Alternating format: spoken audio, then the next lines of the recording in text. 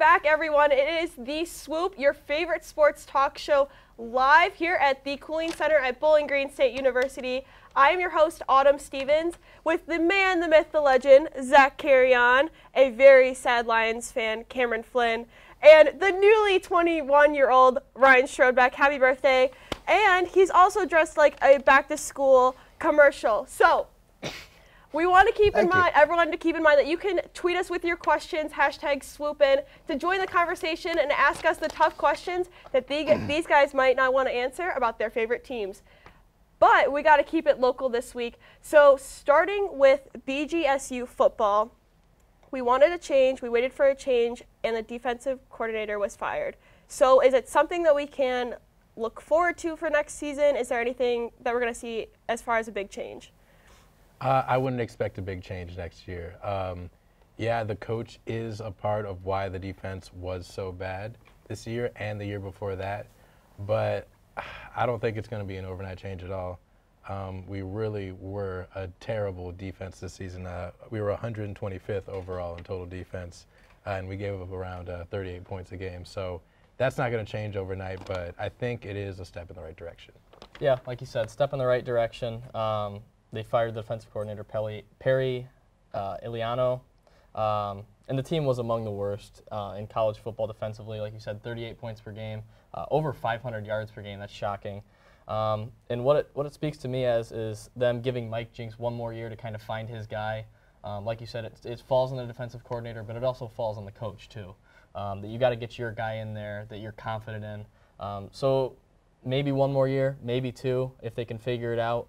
But it is a step in the right direction. We'll see if it works out. I don't know, Zach. I think you were looking over my shoulder while I was making my notes because you stole my two statistics that I was going to mention. Oh, geez, now you're making it tough on me. But I think there's a problem with firing a defensive coordinator and not firing the offensive coordinator. The offense just had as many problems as the defense this year. I mean, you look at time of possession, near last in the football bowl schools, I think. That's what they're called, something like that.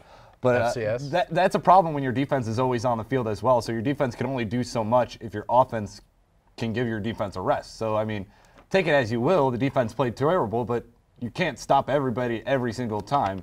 But, I mean, there's always going to be room for improvement, and I think defense definitely needs to take a step forward next year. Do you think this was a move by Jinks to kind of save himself? You think so? A little bit. It's also, I think Jinks realized what had happened this year, and he feels that they could be a lot better on defense, and I think they can be. The offseason is far from over too. We could see more changes on the offensive side of the coaching staff, defensive side of the coaching staff. That the offense started to peak a little at the end of the year. They got better quarterback play from Jarrett Dagey. Their running game started to emerge a little bit as it did 2 years ago near the end of the year. Firing the defensive coordinator, hopefully that helps take down that points per game total a little bit, yards per game, and that'll hopefully help the time of possession as well. But I think it's far from over seeing the off-season changes for BGSU football. Well put. I was waiting. I know that's kind of a hot topic for us around here. We know volleyball is over for the season.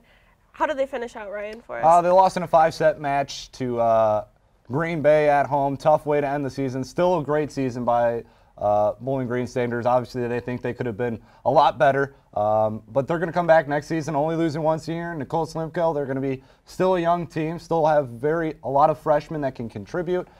It's going to be nice for Coach Tilmich and the squad to get back at it, and I'm excited for next season already. Awesome. Well, we can now take our attention to basketball because men's play tonight, women's play tomorrow at 11 a.m. Guys said we have Dylan Fry and Justin Turner to look out for tonight. Obviously, usual suspects, but what else can we expect out of the game tonight? Well, you can definitely look out for Roger Caldwell, the point guard. I believe he's averaging at least 4 assists a game for the past 6 games. So he's on hot streak right now. You're going to want to look out for him. Yeah, also DiMaggio Wiggins. He's been probably one of the most consistent players on the team, averaging around 15 points a game. Around there, a little less maybe, and always getting those boards. They're a team that can score from a multitude of angles. They can score inside the post. They can score from the outside as well. You said Justin Turner, Dylan Fry. Last 2 games, they've had 27 and 28 respectively. So that offensive firepower comes from everywhere. They just got to tighten it up a little bit defensively, and they'll be all right. The team has been looking really impressive. They've already matched their win total on the road this season with 3 wins. That's something that is critical in college basketball, winning on the road. You know, it's easier to always win at home, but to do it on the road at tough venues, it's nice to see for Bowling Green. Looking at it right now, they shot 56% from the three-point line against Norfolk. They went 14 of 25. Their three-point shooting has been phenomenal this season. One of the tops in the country, one of the tops in the MAC. Dylan Fry and Justin Turner leading the way for the Falcons. This young team is looking impressive so far, but they got to be able to keep it up. Got to be able to play a little better defense as well. And they got a lot of young guys, but we do have Antoine Lillard returning from his suspension. He has been a consistent scorer for BG for a number of years, so to have him back on the court is definitely a positive. I definitely would say that the win against FGCU was a good springboard into the season, the rest of the season, I should say. It's a good outlook for this team. Switching gears a little bit, a lot of things happened this week in college football. So the college playoff list, we have Clemson sitting at number 1, Oklahoma at 2, 3 is Georgia, and 4 is Alabama. My personal opinion, we should have threw UCF in there to get everyone a little riled up. But what do you guys say? Oh, okay. I'll tell you that. I don't think UCF should have been in there. As much as they're a good story, they won by the skin of their teeth a lot of those games. Here's what should happen. It should go to 8 teams. The 5 Power 5 conferences should get an automatic bid if you win the conference, and then 3 at-large bids. And then the group of 5 should go off and create their own kind of playoff. I think that would be the best for college football going forward. You know, I'm going to disagree with you a little bit there. I do agree with the fact that an 8-team playoff or an expanded playoff should be implemented. But what we've seen over the last 3 or 4 years with the college football playoff is zero consistency from the committee. You see, the first 2 years of the playoff, they really valued conference championships. Ohio State got in because of their big win versus Wisconsin, 59-0. TCU got bumped because the Big 12 didn't have a conference championship. 2015 was the same way. The last 2 years, however, Ohio State got in last year without a conference championship. Penn State, arguably one of the better teams in the country last year, was bounced, even with a conference championship. This year, Ohio State, same story, was bounced. Alabama got in without making it to the conference championship. So consistency has been really lacking from the College Football Playoff Committee. They're putting in whoever they want. And an 8-team playoff would fix that. Conference championship should hold validity. So the 5 Power 5 conference champions should get in. And then I think we should have 2 at-large bids and then a group of 5 bid. Let's be honest, the group of 5 is not going to win, though. What's the point of throwing them in if they have no chance? The point of that is nobody knows that it's never happened. You know, the group of 5 doesn't have. Their teams are far less superior than the Power 5. Syracuse beat Clemson. They're in the Power 5. That was one game. They're in the Power 5. Syracuse is in the Power 5. I would argue that UCF is better than Syracuse. Syracuse is in the Power 5. He's got a point. I would argue that UCF is better than Syracuse, though. That's the argument I'd be making. Yeah, but Syracuse isn't making the playoff. Give them a chance. That's my argument. Syracuse isn't making the playoff. Give who a chance? Wait. The group of 5. You think UCF could beat Alabama? No, but I'd like to see that game. I wouldn't. I'd rather see a 16-team group of 5 playoff than a Power 5. It's almost a surprise that no one wants to broadcast this game because I feel like a ton of people would watch it anyways. You know what I'm saying? To see Alabama play UCF, the UCF story, like you said, is incredible. So maybe it's just us saying it, but yeah, they're not going to win. If we play all those games, we're going to have college football into February. That's ridiculous. No. So you take away the Alabama versus Mercers. You take away the Clemson versus South Dakota State University. But take away, like you said, take away the games that we obviously know are going to be blowouts, and the teams that Wisconsin played in the beginning. We knew they were going to win. And so when they came up to the Ohio State game, we didn't know. You know what I mean? We didn't know. It could have gone either way. I don't know. So I mean, here's the thing: UCF is like a 16 seed in the NCAA tournament. They're never going to beat that number 1 seed, no matter. They'll win probably 99 out of 100, but it's not going to happen. That's why the group of 5 needs to go off. You never know. I do know that. Let's face it. All right, Zach. The group of 5 doesn't have a chance. Let's hear it. Okay, I'm going to disagree with everybody. I'm fine with the 4-team playoff. I do agree with you, though, that they are very inconsistent with how they pick their teams. That being said, I am very satisfied with this top 4. I think all 4 of these teams are very deserving. I think expanding it to 8 would be ridiculous. I mean, we'd be getting Wisconsin in there after they got beat by Ohio State. They don't deserve a shot at it. We'd have Auburn in there after losing the conference championship. They don't deserve a shot at it. Beat Alabama, though. I would say USC, reasonable shot at it, but I think an 8-team playoff is way too much, and I'm fine with 4. All right. Well, the contract's up, I believe, until 2021, so they have a bunch of time to figure it out. We're all entitled to our opinions, but some of us are some of them are wrong. Wow. So we'll end it with the fact that there should be 8 teams. We're just going to end it with that. We'll leave Zach in the dark. Okay, that's fine. We'll debate. We'll come back. So you'll definitely have to come back next semester because we'll find out if we'll continue with that. Maybe we'll change Zach's mind over winter break. But going on to the NFL, we had a big play. You knew this was coming up. Gronkowski had a delayed hit, unnecessary roughness, and was suspended for 1 game. Do you think it should have been more? Absolutely, it should have been more. 1 game, that's ridiculous. For what he did, that's a dirty play. That's clear-cut, dirty play. You see, Josh Gordon was suspended pretty much for 2 to 3 years for just violating the substance abuse policy. He wasn't hurting anybody else. There was no defenseless player on that. Gronkowski led with his elbow, and he could have caused serious. You saw what happened to Ryan Shazier last night. That he may still not have feeling in his legs. That a hit like that from a man that's over 250 pounds, full force, coming into a defenseless player, it's terrible. It's terrible. Isn't he's like 6'7" too? 6'7", 250, a huge man, barreling down on a guy on the ground. It's unacceptable. I don't think he should be suspended for more than 1 game. I mean, it's kind of the same as Mike Evans going after the Jameis Winston and stuff like that.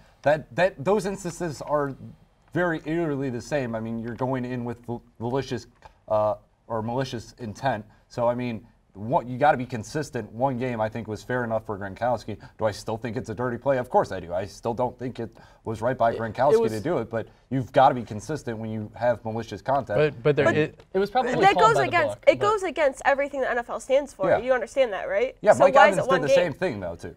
You got to understand that. I think the problem but I think we should have learned from that as well. I think there's a certain level where it should have been more than 1 game because there was no need. Should have got more. Well, I think the problem lies in the rule itself and how they judge how many games a player should be suspended for. That I'm going to bring up another example, the Ezekiel Elliott case, where he was suspended for 6 games, whereas another player, Ray Rice, I think, was originally suspended for 2. Yeah. So the consistency that I think they're trying to find a place where they need a consistent punishment for a crime. That, like I said, they probably did rule it by the book. That they probably a 1-game suspension is the book for a malicious hit. That I think there needs to be room for kind of creating another scenario where if it is such a malicious hit, maybe more games are needed. And I agree because Gronkowski is not your average NFL player. He's a star. Everybody's watching him. And when people see an NFL guy like Gronk doing something like that, it's a bad look for the entire league. Right. So I think they need to come down harder on him. And especially, there is no consistency with the way Goodell suspends players. He suspended Tom Brady 4 games for suspicion of deflating balls. He couldn't even prove it. He just suspended him because he could. The whole NFL system is flawed in that regard. Ezekiel Elliott's going to get let off in the judicial court system, and he's still suspended 6 games. The Cowboys are completely out of the playoff picture now. Well, they're not completely out, but they're most likely out. They can't score on offense. That their whole team, their season's deflated because Ezekiel Elliott was the star, and he's gone, and he's not even going to be ruled in a judicial court. So the whole system is flawed with the NFL, and you can see it in the ratings. All the stars are getting injured. They're getting suspended. That the NFL's falling off, and if they don't do something about it quick, it's gonna take even worse of a turn. So another NFL team that we can talk about, the Giants. They're struggling a little bit. So we have Eli Manning that was benched, and Ben McAdoo was fired. So what's going on over there for the Giants? That's a good question. I don't know if we can answer that one real fast, but it doesn't look pretty. McAdoo fired, Manning bench. I don't know why you bench your 2-time Super Bowl champion / 2-time Super Bowl MVP Eli Manning. I know he hasn't played the best, but you got to look at what's around him. O-line is trash. The receivers are all hurt. He doesn't have anybody to pretty much throw to. That situation is not Eli's fault. That is the front office and the head coach's fault, not Eli's. Yeah, I agree. And it's not like Eli Manning has been Peyton Manning over the last couple of years. He has been in the bottom half of football statistics for quarterbacks. The problem lies with who they benched him for. Geno Smith is not a good NFL quarterback. He's proven that. He is a proven backup. Davis Webb is their rookie from a couple years ago. Hasn't gotten a shot in the NFL. Why not start him? See what he has before you draft a Sam Darnold or a Josh Rosen in the upcoming draft. Why are you starting a quarterback that has been proven to be a backup? That it's unacceptable. And the president of football operations for the Giants made the right move in firing not only the head coach, Ben McAdoo, but the GM of football operations as well. And not to try to bring the Lions into the mix, but I will anyway. That needs to happen. This is unacceptable what's going on in Detroit. You have a top 5 quarterback in the league, arguably. You have a great secondary. You have playmakers on both sides of the ball. And you didn't call a timeout when there was 9 guys on the field. It's unacceptable football. You don't throw challenge flags. You don't call timeouts. And you come out of every game spotting a team 17-point leads. It's unacceptable. Jim Caldwell should be gone yesterday. Wow. Well, since we're talking about firing coaches, it must be so nice to have for the Giants to have 2 wins in a season. I can't even imagine. Yeah, really. I wonder what that's like. I've only felt 1 win in the past 2 seasons, and we still have the same coach. But that's besides the point. Look. You can trust the process all you want. We're still talking about Eli Manning. All right, Eli Manning. You cannot bench Eli Manning this season. I don't care how bad you're doing. That guy, what he did for your franchise, that's completely disrespectful, and that you cannot stand for that. You let him finish out the year, trade him at the end of the season, whatever you have to do, but benching him during the regular season like this, it's not the right move. I agree. So, Zach, talk about your Browns a little bit. Do I have to? Do I have to talk about the Browns? Absolutely. I mean, there's not really much to talk about, honestly, but is there anything you wanted to add? Because I know it's your thing. Fire Hugh Jackson this week. Just do it. Let's just get it over with. Josh Gordon looked pretty good in his return. Josh Gordon looked great in his return. For a guy who hasn't stepped on a football field in about 3 years, he looked great. I added him to my fantasy team for the playoffs. Absolutely. It's the smartest move you can do. Hey, he looked pretty good. Hopefully he'll add some chemistry with Deshaun Kaiser. Him and the tight ends, Seth DeValve and Njoku, they've had some good chemistry over the last couple weeks that, the offense is starting to click. The defense has kind of, shown its young self the last couple weeks. But, there's promise. I think they'll get a win next year. I think Josh Gordon finished a little bit, $3 million short of the fantasy projection. Oh, did he? Yeah. Well, people have off games, Look, Josh Gordon, I'm so glad he's back. He is the greatest receiver of all time. I'm just going to say it right now. Okay. Just, looking into the future, he is the greatest quarterback of all time. Quarterback? I mean, wide receiver. Brown's got a good quarterback. Hey, look, he could probably play quarterback too, to be honest with you. Josh Gordon goes deep to Josh Gordon. Josh Gordon, he's the most talented guy in the NFL. There's no other wide receiver in NFL history that led the entire league in receiving after being suspended and having like 14 multiple games, I think, well, he only played 14 games instead of regular 16 and did not have a consistent quarterback and was on a bad team and still led the league in receiving. There's no other player like that. Yeah, we'll never know. Since we'll stay on NFL for a second, I just want to get your guys' thoughts. Since we will be gone for break, we won't be able to talk about the Super Bowl too much. So who do you guys have for the Super Bowl before we end for break? Oh, I wasn't even thinking about the Super Bowl. I know, it's a little far off, I know. We got to skip a couple weeks. Okay. So. True. Oh. Just right now. I know it's kind of far out. It's far out, but yeah. Let's do some playoff predictions. Who are the top 2 or 3 teams per conference that you think have the best shot? Let's start with AFC. Okay, AFC, Patriots. Always. Steelers. Steelers overrated. Who else is leading in the AFC right now? That's it. So is that it? Nobody else. That's it. All in the West, they're all like 6 and 6. I mean, I kind of have to tend to agree. My Jaguars pick isn't looking as hot. Their defense, they still got a good defense. Yeah. Blake Bortles has kind of shown Blake Bortles over the past couple weeks. The Patriots have had the Steelers' number. Ben Roethlisberger is hinting towards his retirement more. That I think he's 1 foot in, 1 foot out. That team has arguably the best talent in the NFL. Coaching is Mike Tomlin, doesn't get his team ready to play. Go down 17-3 to the Bengals. Still win. But I think the Patriots are, after their sluggish start to the season, they're ahead in the race for the AFC Championship. Patriots-Seahawks rematch of Super Bowl a couple years back. Let's see it get done. Okay. Fine. I'm a All right, that's all I got. What about the NFC? 2 or 3 teams in the NFC. We saw the Eagles falter last week against the Seahawks. Yeah. So. Well, Seahawks are a solid team. I would not be surprised if the Seahawks did actually make it back to the Super Bowl. I agree. I think the Seahawks played their best game of the year. Their offensive line finally started to protect Russell Wilson. But I think that defense is too beat up. Richard Sherman's out. I believe Cam Chancellor's out as well. Correct. So I don't know. I think the Falcons are playing some good football now. I don't think their offense is, quite where it was last year. Amazing defense, though. So I think the Vikings, though, Oh. after they beat the Lions convincingly, I think the Vikings and the Eagles are going to be the teams to beat in the NFC. I think the Rams. You got to watch out for the Rams too. Don't forget You about think the so? Rams. You really They're believe? 1 year away. I do. They're 1 year away from being You got to really, watch out really for good. the Rams. McVay's a good coach. Goff's a good quarterback. Watch out. All right, now we're just talking nonsense over here. Last Great. question for you guys before we move on to our hashtag swoop in questions from all of our viewers tonight. So, is it too late for Tiger Woods? No. Yeah. What? Oh. Oh, hey, okay. Okay, so he's been out for a while, but do you think him coming back so late is ideal for him? No, it's not ideal for anybody. No, there's multiple sides for it. That I'm a big golfer. I've played golf You're in the for middle. 10 to 15 years. So Good one, Ryan. Thanks. yeah. Watch yourself over there, Cameron. I think it's ambiguous the way, is he coming back? I mean, obviously he's back. He played 4 rounds of golf, 3 good rounds of golf, and 1 not so good. You're going to expect that with a guy who hasn't played in 308 days. So he showed promise. He showed he could hit some good shots. His driver is back. His obviously went away in the 3rd round.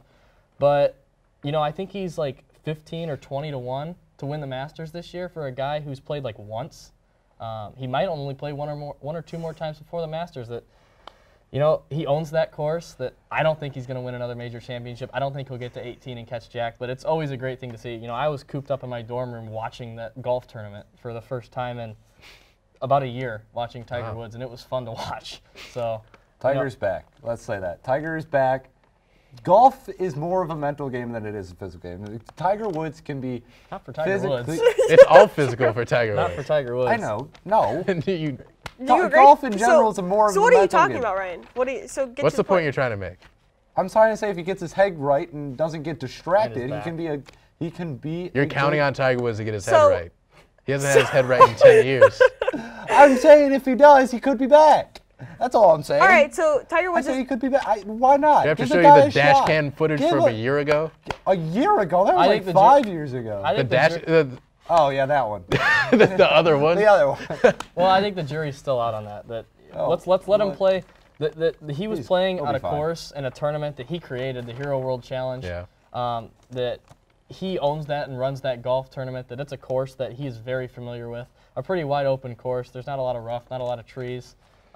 So put him on a course like Torrey Pines or Augusta. We'll see how he turns out. So basically what it comes down to is Ryan says Tiger Woods is back, just like his back to school outfit. So let's move on to our hashtag right. swoop in questions. So we actually had a few viewers tweet us. So our first question is, did Alabama football deserve the 4th spot in the CFB college football playoff over Ohio State? Yes. yes. Yeah, sure. The best way for Ohio State to get in is not to lose to Iowa by Can we- 30 plus. Can we talk Facts. about how I read that literally Or they instead could of, have scheduled Mercer instead of Oklahoma. did you like that? They could have, yeah, So, but they didn't. They didn't. So It's unfortunate. Urban They Meyer's lost fault. 2 games. Alabama only lost 1.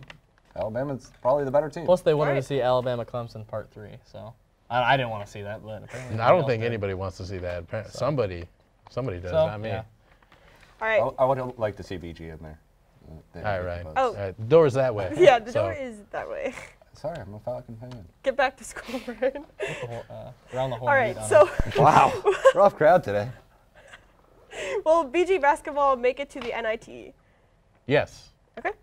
I believe they can make it to the 100%. NIT, maybe even the NCAA Confidence tournament. level. What is That- your, Would the you confidence agree? is up here right now. what is it? What is I would match that percentage-wise confidence. Percentage-wise, Where are you at percentage-wise? 98.2%. that they make? Okay. The NIT or the NCAA? Both. Oh, combined, so like 40% and 40? Yeah, Something 40% like that. they make it to the NCAA tournament.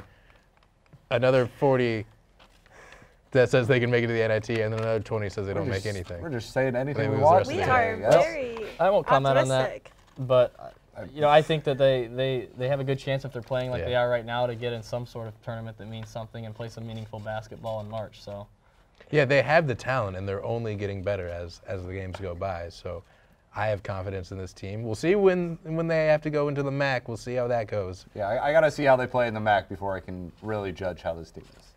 as long as we've got confidence in them. Good luck to our BG men's basketball team. They take the court tonight at 7 p.m. So hopefully everyone can make it out tonight at the Stroh Center. It should be a good game. So we will see.